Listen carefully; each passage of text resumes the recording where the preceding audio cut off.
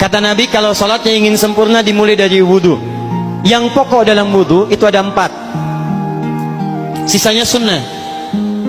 Awas, kalau yang 4 ini tidak sempurna maka batal wudhunya. 1, faghsilu wujuhakum, basuh wajahnya.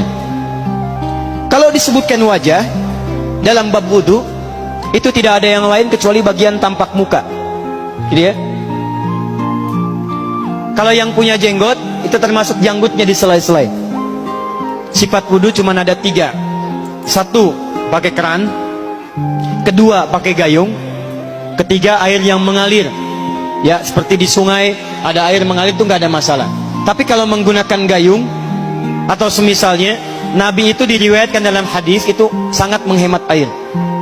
Bahkan pernah beliau kemudian berwudu, kalau kita kemudian hitung, itu hanya sejumlah Pak, seaqua gelas Pak, cukup. Atau yang kedua, menggunakan keran ya.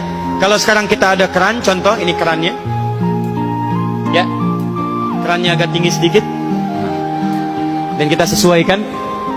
Ambil airnya. Misal contoh, ghosala. Ghosala itu bukan ditumpahkan, ambil air, tumpahkan di tempat yang akan dibasuh gini.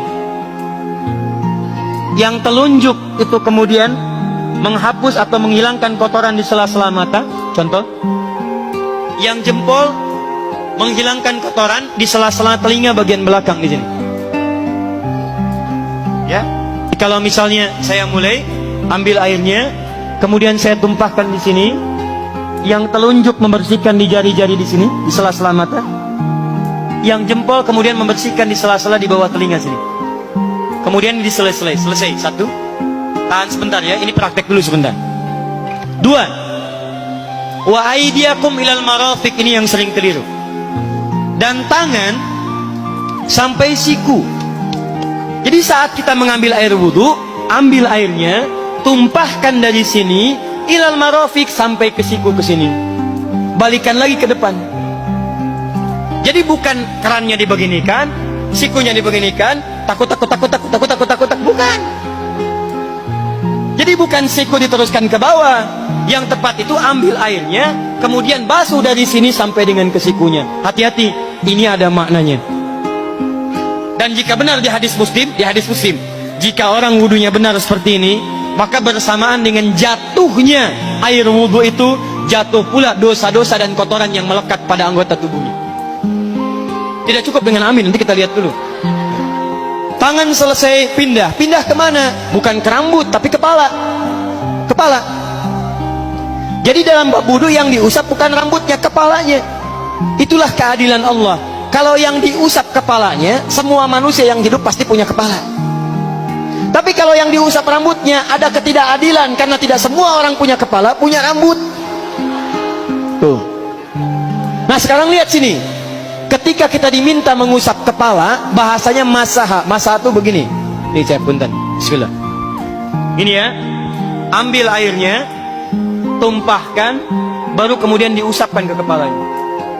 Paham ya? Kalau yang ghosala, ambil, tumpahkan di tempat yang akan dibasuh. Tapi kalau masaha, hati-hati. Ambil airnya, tumpahkan, baru diusap. Jadi bukan diambil air, tumpahkan di kepala begini. Yang dibasuh kepalanya bukan rambutnya.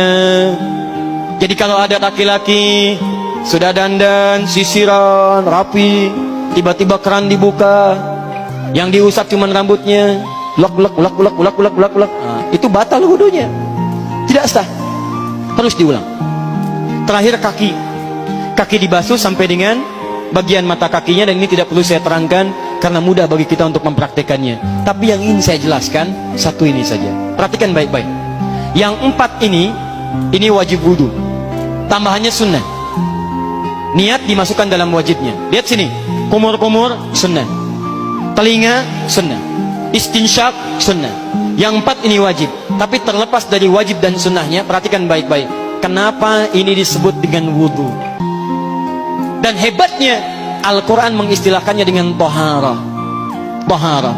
Apa itu taharah? Apa itu suci? Taharah. Apa itu taharah? Suci. Apa itu suci? Taharah.